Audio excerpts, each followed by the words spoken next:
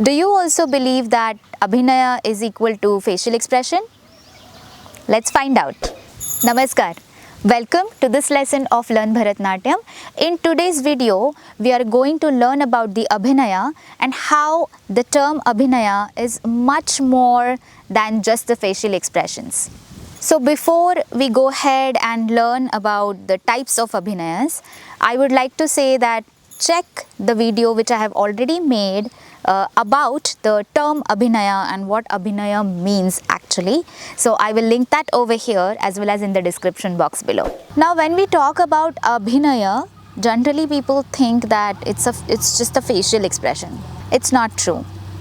It's the whole body, how you're standing, how you're reacting to something with your hands, with your eyes, with your neck, with your shoulder, with your body, upper body. Can be anything, but it is the whole body which you're using to communicate. It's not like just the face. Okay, facial expressions are way more important, that I agree, because if your eyes or if your face is not conveying, then the body becomes very robotic, and that cannot be helpful to narrate or to communicate anything.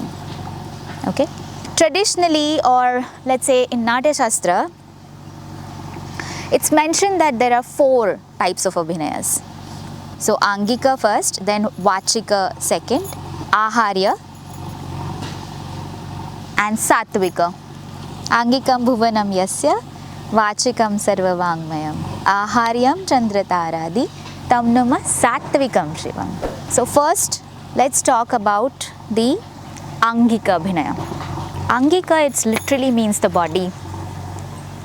So whatever the expression, bhava or anything which is related to the emotion or what you want to convey, your body has to convey the same thing. It cannot be like you're thinking something else or your character is something else and your body is something showing completely different. Okay, then that is not the effective communication at all. So if I have to tell you something which is very, very precise, my body has to be aligned with my face or my expressions. So in short, it's a body language. Okay, so that language you have to first of all identify with the character which you are playing, and then you can experiment within that character, that how that character will do or stand or sit or talk, anything. Talk means not like in dance, especially in classical dance, we don't talk actually. It's just like how I will, even when I'm communicating with the hasta, how my body language will be and how my facial expression will be. So if you start from head to toe, Shiro Bheda, Griva Bheda, Drishti Bheda, Hasta Prachara, Mandala Bhedas, Sthanaka Bhedas, all that matters. Yeah, the foot position, how you're balancing your body, all that matters. All that matters. Yeah. So that is basically Angika Abhinaya. Next is Vachika Abhinaya. So now Vachika means actually words, dialogues, which we don't have it in Indian classical dances, but we do have. So dancers don't speak, right? But then how Vachika Abhinaya is part of dance? What do you think? Music, the singing, right? So that is the one thing which have that Vachika Abhinaya. So when singer sings with the lyrics, yeah, so that's our dialogue basically. So when you become Krishna, the singer is also singing in a such a way that it's narrating a story for us verbally. Yeah, we are doing with the body and the facial expression and all of that, but the singer is doing the job of saying the dialogues for us. Aharya Abhinaya. So when you say Aharya, what do you imagine? Here when we say Aharya, it's the whole, the costumes, the set design, the props, lights, everything is included. So basically, along with your costume and jewelry, it is all those things which can enhance your performance or basically support you to create the environment. So it includes again the hair, makeup, jewelry, costume, backdrop, as I said, props, different props, the lights, and nowadays lights and sound both.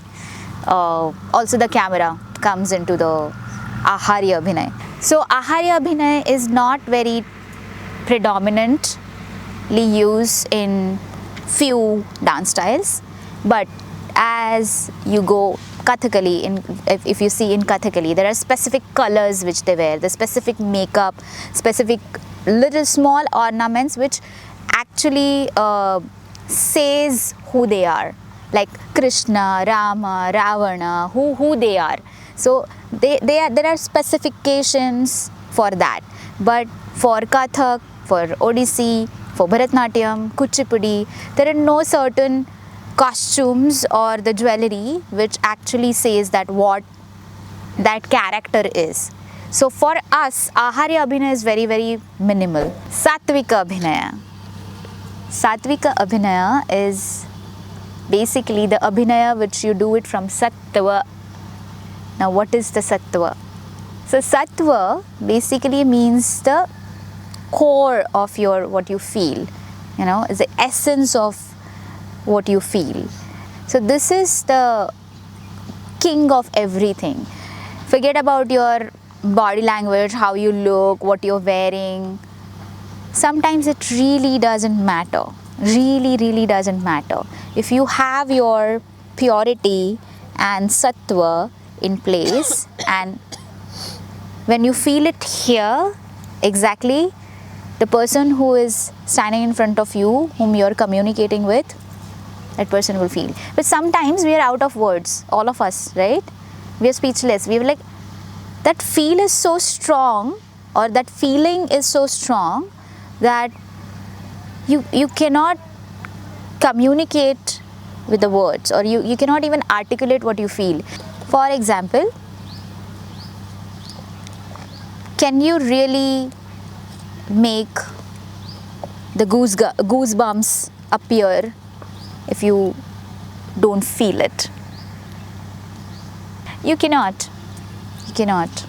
You can act like you have like a, you know, dizzy head, or you're feeling little, you know, ki chakkar hi aa gaya.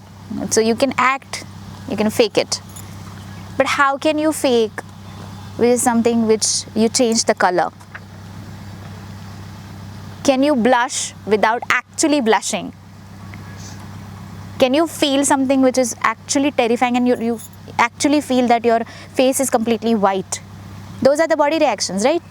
How can it be an emotion? It cannot be the emotion. Like goosebumps, chakkar, or like, you know, feeling dizzy, or feeling like shy, or feeling like blushing. These are the body reactions, isn't it? But then that's the point. You cannot fake it unless and until you feel it.